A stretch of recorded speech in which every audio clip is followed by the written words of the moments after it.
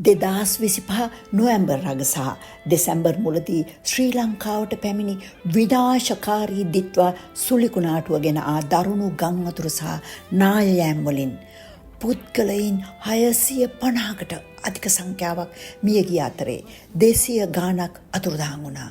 මිනිසුන්ගේ ගේ දොර හරකබාන කුඹුරු ඉඩකඩම් පාලම් සෝදාපාලුණා.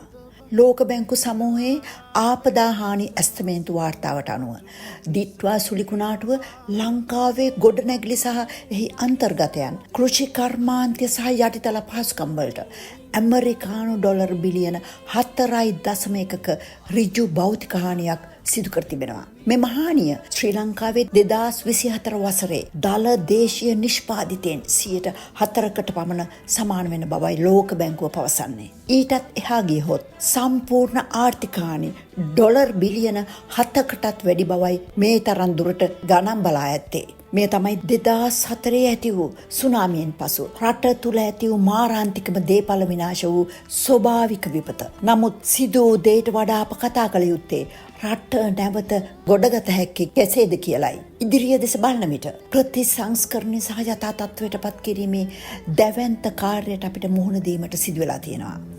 ඇස්තමේන්තුගත විනාශයේ පරිමාණය ඉතාමත් දරුණුයි. එහෙත් 1971, 1983 කළු ජූලිය, 88, 89, 30 අවුරුදු යුද්ධය, 2004 සුනාමිය වැනි විශාල විපත් මෙන්ම ආර්ථික හා දේශපාලන අර්බුද ඇතුළු බොහෝ දුෂ්කරතා හමුවේ අප ශ්‍රී ලාංකික ජනතාවට තිබුණා වූ ඉවසීම, ධෛර්යය, ඔරොත්තු දීමේ හැකියාව සහ නැගිටීමේ ශක්තිය අපිට කිසිසේත් අවතක්සේරු කරන්න බෑ. මේ ව්‍යසනයේ මැද්දේ අපි දුටුවේ ඉහවහා ගිය මනුස්සකම.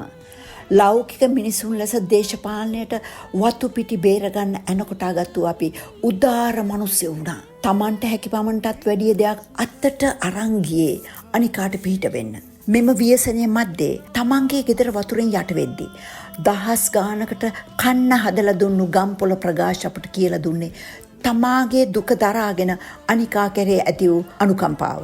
මාතර ජනතාව බුරුතු පිටින් තමන්ගේ වියදම් දරාගෙන කෑම බීම අරගෙන ඇවිත් දහස් ගණනින් පාරවල් ගෙවල් දොරවල් සුද්ධ කරලා අපිට පෙන්නුවේ හද කකියවන මනුස්සකම. ගම්පොළ නබවියා ඉස්ලාම් තරුණ සංවිධානය පිරිසිදු කිරීම් වලදී ලබා දුන්නේ ඉතා විශාල දායකත්වයක්.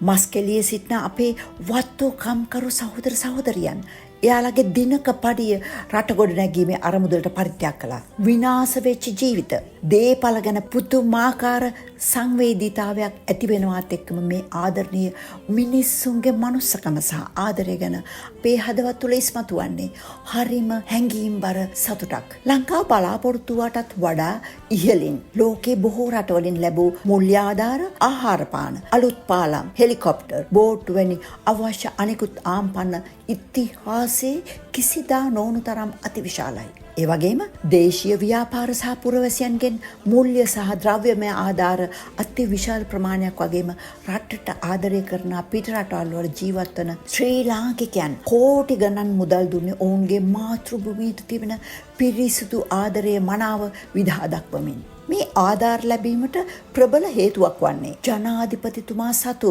නොකැලල් දූෂිත නොවන කීර්ති නාමයත් සමගම පවතින රජය සම්බන්ධව ලොව පුරා රටවල තිබෙන විශ්වාසය. මම මේ වීඩියෝෙන් කතා කරන්නේ මේ ව්‍යසනයෙන් සංවේදී වූ කැනේඩියානු රජයේ සහ කැනේඩියානු ශ්‍රී ලාංකික ජනතාවගේ පරිත්‍යාගශීලී හදවත් ගැන. මේ සුලිකුණාටුවෙන් ඇති වූ විනාශයට ප්‍රතිචාර වශයෙන් අප ජීවත් වන කැනඩා රජය මගින් ශ්‍රී ලංකාවට ඩොලර් මිලියන 2කට අධික මානුෂීය ආධාර ප්‍රකාශයට පත් කළ තියෙනවා. දැන් බලමු කැනේඩියානු ශ්‍රී ලාංකිකින් ඔවුන්ගේ මව් රට වෙනුවෙන් කළ කී දෑ. එවකට ලංකාවට වැඩම සිටි මිසිසාගා වෙස්ට් එන්ඩ් බෞද්ධ මධ්‍යස්ථානයේ විහාරාධිපති ගෞරවනීය කුළුගම්මන ධම්මාවාස ස්වාමීන් වහන්සේගේ අනුදැනුම ඇතුව එම මධ්‍යස්ථානයේ වැඩවසන ආචාර්ය බංගලිදේශ සර්ණපාල හිමියන්ගේ මූලිකත්වයෙන් එකතු කරන ලද කැනේඩියානු ඩොලර් 20000ක මුදලට අමතරව විශාල ආහාර පාන, පාසල් උපකරණ, ඇඳුම් පැළඳුම් බරපතල ලෙස විපතටපත් වූ ගම්පොළ ප්‍රදේශයට පරිත්‍යාග කරනු ලැබුවා. කැනඩා සිංහල සංගමය මගින් විවිධ ආකාරයෙන් එකතු කරන ලද මූල්‍යමය සහ ද්‍රව්‍යමය ආධාර ශ්‍රී ලංකාවේ මනුසත් දෙරණට පරිත්‍යාග කර තිබෙනවා. කැනඩාවේ ටොරොන්ටෝ විහාරයේ ගෞරවනීය ආංගම රත්නසිරි ස්වාමීන් වහන්සේගේ මඟ පෙන්වීම යටතේ එකතු කරන ලද මුදල කැනේඩියානු ඩොලර් 20000ක් ලංකාවේ හොස්පිටල් සර්විසස් වෙත පරිත්‍යාග කළා තියෙනවා. ටොරොන්ටෝ මහමෙවුනා බෞද්ධ ආරාමයේ මගින් ක්‍රියාත්මක වන We Care For You එකමුතුව මගින් කැනේඩියානු ඩොලර් 50000කට වඩා මුදලක් සහ අනෙකුත් අත්‍යවශ්‍ය ද්‍රව්‍ය ලංකාවට පරිත්‍යාග කර තිබෙනවා. ජෝන් පෙරේරා කලාකරුවා වාදක කණ්ඩායම් 12ක් සහ ඩීජේලා 7 දෙනෙක් එකතු කරගෙන ටොරොන්ටෝ හදගැස්ම නම් වූ ප්‍රථම වරට එකම වේදිකාවකට එක්කල ප්‍රසංගයෙන් එකතු කැනේඩියානු ඩොලර් 12500ක් රජයට පරිත්‍යාග කළා. ප්‍රකට සමාජ සේවිකාවක වන චමිලා ජයතිලක මහත්මිය වියලි ආහාර කිලෝ 1000ක් ගුවනින් යවූ අතර තවත් කිලෝ 5000ක් නැව් බහලු මගින්ද යැවීමට සැලසුම් කරලා තියෙනවා. අපි බ්‍රදර්ස් නම් වූ ආනන්ද නාලන්ද විද්‍යාලීය ආදි සිසුන්ගේ එකමුතුවට ආධාර වශයෙන් ලැබුණා වූ කැනේඩියානු ඩොලර් 18500ක මුදලින් දැනටමත් පිරිසිදු ජලය ලීටර් 1.5 බෝතල් 4000ක් නුවරඑළිය නුවර සහ ජායල යන ප්‍රදේශවලට බෙදා හැරීම අවසන් කර ඇති අතර තවත් ප්‍රමාණයක් බෙදා හැරීමට කටයුතු සම්පාදනය කළ තියෙනවා. කැනේඩියානු ඩොලර් 2760ක් මුල්‍ය ආධාර ඉල්ලුම් කර ඇති ප්‍රදේශවල පාසල් ප්‍රතිසංස්කරණය කිරීමට සහ පාසල් ඇඳුම් සහ පොත්පත් සැපයීමට කටයුතු සල්සා තිබෙනවා. කෙත්රු නාට්‍ය කණ්ඩායමද පාසල් දරුවන්ට අවශ්‍ය පොත්පත් අනෙකුත් ද්‍රව්‍ය සහ ඇඳුම් විශාල තොගයක් එකතු කර ඇති අතර ඒවා ජනවාරි 16 වෙනිදා ලංකාවට යැවීමට සැලසුම් කර තිබෙනවා. දීර්ඝ කාලයක් තිස්සේ මෙවැනි පුණ්‍ය කටයුතු වල නිරත වූ සුතා ෂණ්මුගරාජා නම් වූ සොහොයුරිය මෙවරත් සෑහෙන ප්‍රමාණයක් කාන්තා සහ දරුවන්ට ඇඳුම් එකතු කර ලංකාවට බඩු යවනා පල්ලිවලට සපයා දී තිබෙනවා. Canadian Tamil Congress, Canadian Tamils chamber of commons සහ තවත් කැනේඩියානු ශ්‍රී ලාංකික දෙමළ සංවිධාන කිහිපයක් විශාල මුදලක් ගංවතුර විපත වෙනුවෙන් එකතු කර ලංකාවට පිටත් කර හැර තිබෙනවා. කැනඩාවේ SQM පදනමේ හිමිකරුවන කමලනාදන් පකිරාජා මහතා SQM සේවකයින් සැපයුම්කරුවන් සහ සේවා හවුල්කරුවන් විසින් කැනේඩියන් ඩොලර් 52000ක් ශ්‍රී ලංකා රීවිල් කැනඩා අරමුදලට පරිත්‍යාග කර තිබෙනවා. කැනඩාවේ ජීවත් වන ශ්‍රී ලාංකික මුස්ලිම් සහෝදර සහෝදරියන් ඉන්ටර්නැෂනල් හියුමන් රිලීෆ් කැනඩා සංවිධානය හරහා මෙම ගංවතුර විපත් වෙනුවෙන් එකතු කිරීමට ඉලක්ක කරගත් මුදල වන්නේ කැනේඩියානු ඩොලර් ලක්ෂ 3ක්.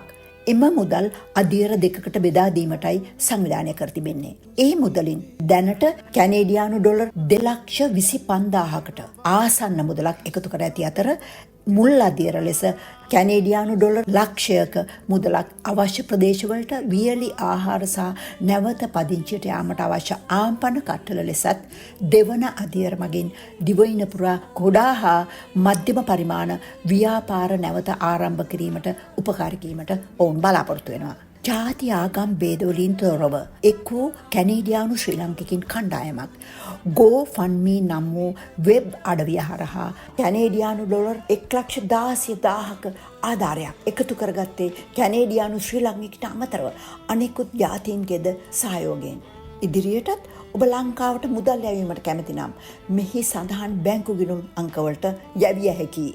ඉහත සඳහන් වන්නේ කැනඩාවෙන් ලංකාවේ රාජ්‍ය බැංකුවලට කෙලින්ම ආධාර සැපියූ මුදල් වලට අමතරව එක් සංවිධාන සහ කැනේඩියානු ශ්‍රී ලාංකිකින් මුදල් යැවූ සහ යැවීමට බලාපොරොත්තු වන දත්තවල ඇස්තමේන්තුවක්.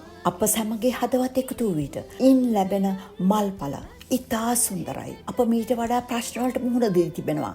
එදත් අපි නැගිට්ටා, හෙටත් අපි නැගිටිනවා. ලංකා මෑණියන් වෙනුවෙන් එකමුතුව නැගිටිමු.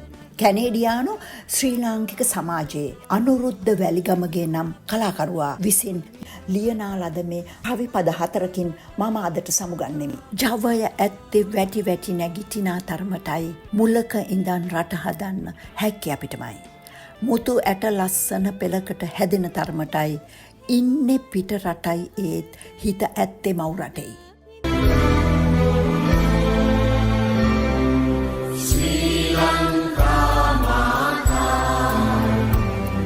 Sweet